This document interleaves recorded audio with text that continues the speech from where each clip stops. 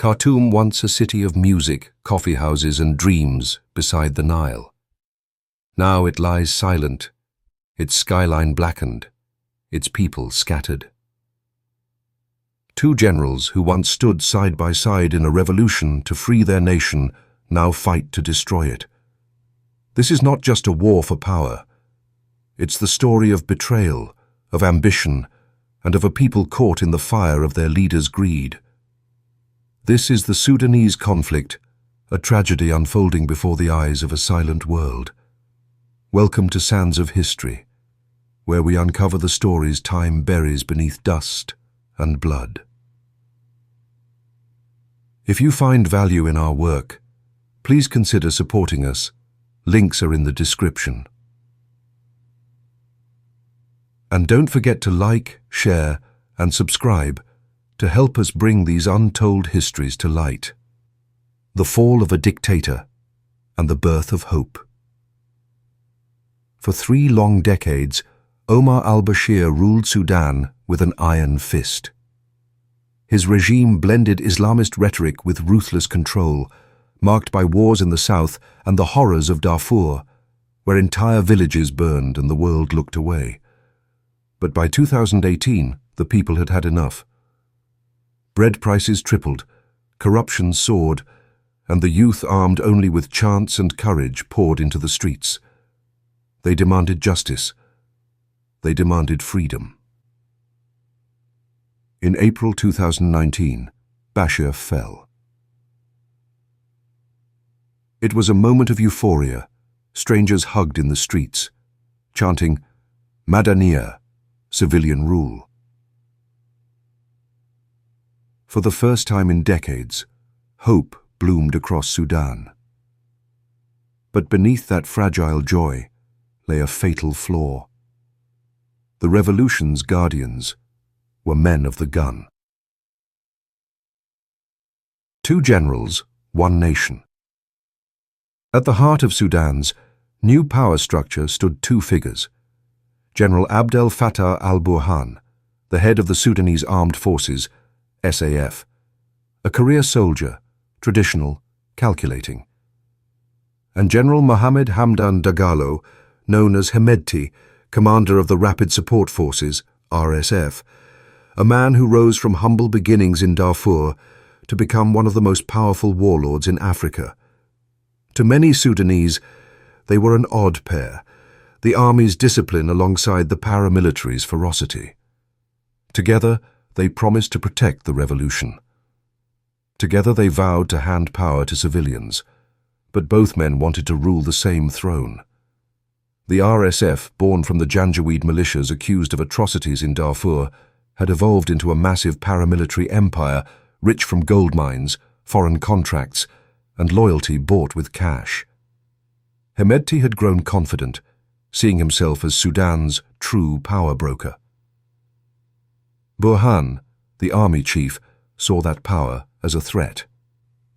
And so, a partnership forged in rebellion began to rot from within. The spark of war. The final straw came in April 2023. Talks were underway to integrate Hemedti's RSF into the national army, a key step in Sudan's transition to civilian rule. But both men knew what that meant. One of them would have to submit. Neither did. On April 15, 2023, Khartoum woke to the roar of jets and the rattle of gunfire. The RSF claimed control of the airport and key sites in the capital. The army responded with airstrikes. The Sudanese people, once united in revolution, now watched as their capital became a war zone. Electricity failed. Hospitals were shelled. Families fled their homes with nothing but the clothes on their backs. By nightfall, the dream of a peaceful transition was dead. Burhan and Hemedti, former allies against dictatorship, were now dragging Sudan into a new abyss. A city under siege. Khartoum, the jewel of the Nile, descended into chaos. Neighborhoods once filled with laughter became front lines. The RSF occupied homes, using them as bases. The army bombed from the sky, often hitting civilians. One survivor later told a journalist, "There is no army, no militia, only death that chooses randomly." For months, the capital was split. Burhan's army in the east, Hemedti's forces entrenched in the west. Citizens hid from snipers, scoured for water, and buried loved ones in gardens. Hospitals collapsed under the weight of wounded and disease. Women gave birth by candlelight. Children starved as food convoys were looted. And while the world's cameras turned elsewhere to Ukraine, to Gaza, Sudan bled in silence. Darfur. The ghosts return. Far from Khartoum, in Darfur, the ghosts of the early 2000s returned. The RSF, with its Darfuri roots, swept through towns like El Geneina with terrifying speed. Reports poured in of ethnic massacres non-Arab communities, especially the Masalit, hunted down. Satellite images showed villages burned to ash. The United Nations warned of a genocide in progress. It was a dark echo of Sudan's past the same soil, the same hatred, the same indifference of the world. For survivors, it felt like history repeating itself in real time. The only difference? Now there was no government at all, only warlords fighting over a dying nation. The war economy and the world's. Silence. Both sides fund their war through gold. Sudan is one of Africa's largest gold producers, and whoever controls the mines controls the money. The RSF seized mines in Darfur and smuggled gold through UAE-based networks and connections to Russia's Wagner Group. The SAF, meanwhile, held the ports and sought support from Egypt and Saudi Arabia. Foreign powers quietly took sides, not for ideals but for influence, minerals, and routes to the Red Sea. While millions of Sudanese fled to Chad, South Sudan, and Egypt, aid convoys were blocked, and peace talks in Jeddah repeatedly collapsed. The world called for restraint, but restraint means little to a man watching his city burn. A nation in fragments.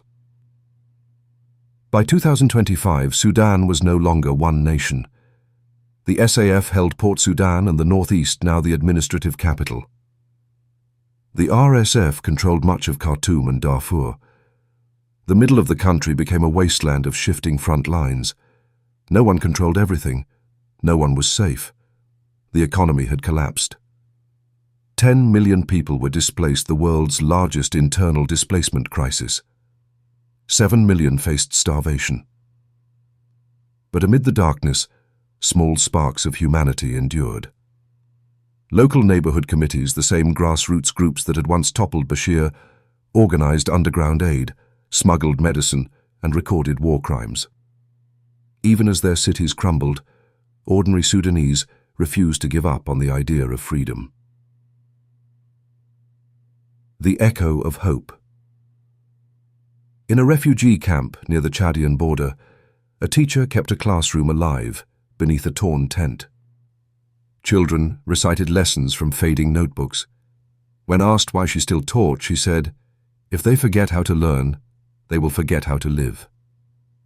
That spirit, quiet, defiant, unbroken, is Sudan's last weapon. Neither the army's bombs nor the militia's greed can erase it. For beyond the smoke and ruin, there is still the heartbeat of a people who once rose against tyranny and who may yet rise again. Conclusion.